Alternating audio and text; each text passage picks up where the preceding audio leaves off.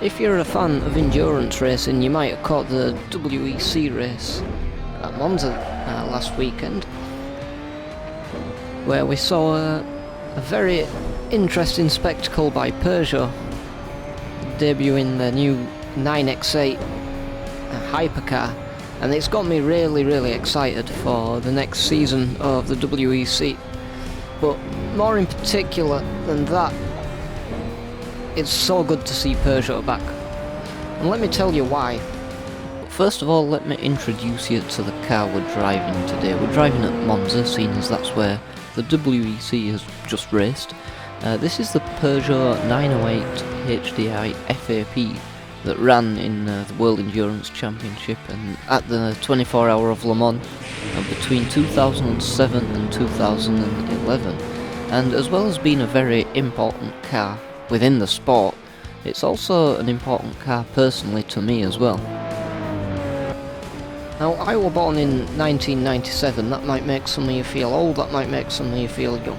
But anyway, the point is, I knew about different kinds of motorsport growing up, obviously Formula 1 and the British Touring Car Championship, but prototypes and the World Endurance Championship was something that had never really crossed my radar for whatever reason, until I came across this car. Now, I played some games called the Forza Motorsport series, which some of you will remember, before Forza Horizon was a thing, and this car was in those games, and I always remember it being the fastest car in the game.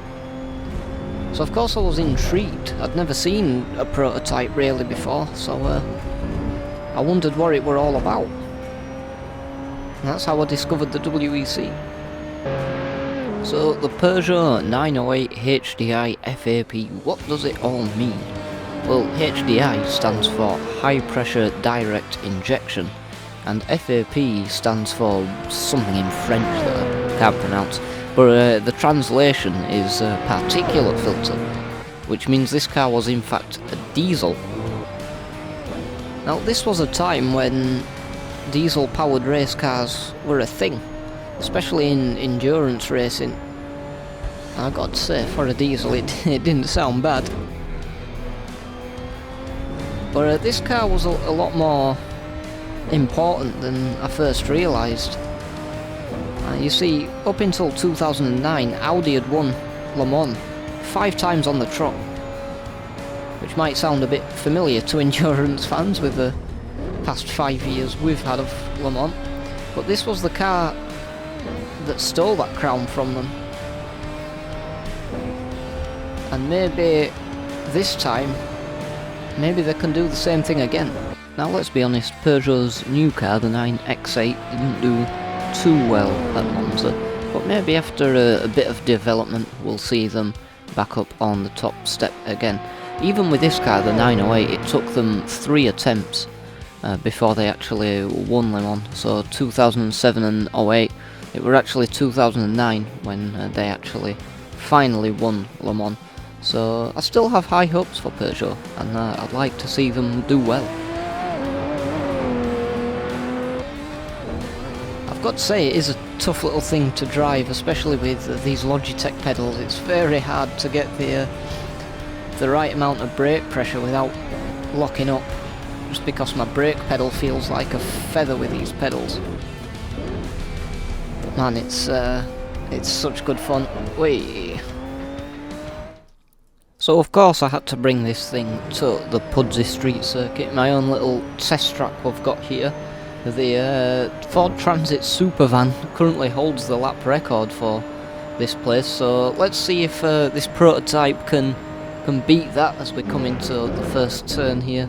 The roundabout, very tricky to get the braking right here, as you've got to just put as much pressure down as you can think, especially with my Logitech pedals. And it's very easy to lock up, but we get through it alright then, as we come onto the left-hander, braking at the post for this tight left-hander going downhill, so the downforce really going to help it out there as we go for this long right sweeper into the Asda section then.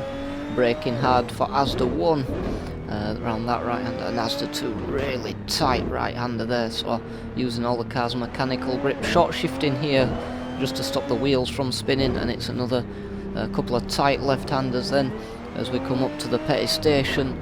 Get it round there, a bit bumpy on the exit, again just a bit of wheel spin there, and then another tester downforce as we go to the right and then to the left on the B road. Coming up to the junction then, braking hard. I think it's a 128.8 I believe is the record to beat of the Ford Transit Supervan, so let's see what this thing can do as we come out the junction onto the start finish straight, and we just got to keep it pinned and keep his line as tight as possible to the inside as we look for those yellow lines on the road surface. And what's it gonna be? It's gonna be a 129.8, so actually a second slower than the Ford Transit Supervan, so it just couldn't quite manage to beat it. But anyway guys, that's the video. I hope you enjoyed it. If you did, you know which buttons to click, and I'll see you all in the next one.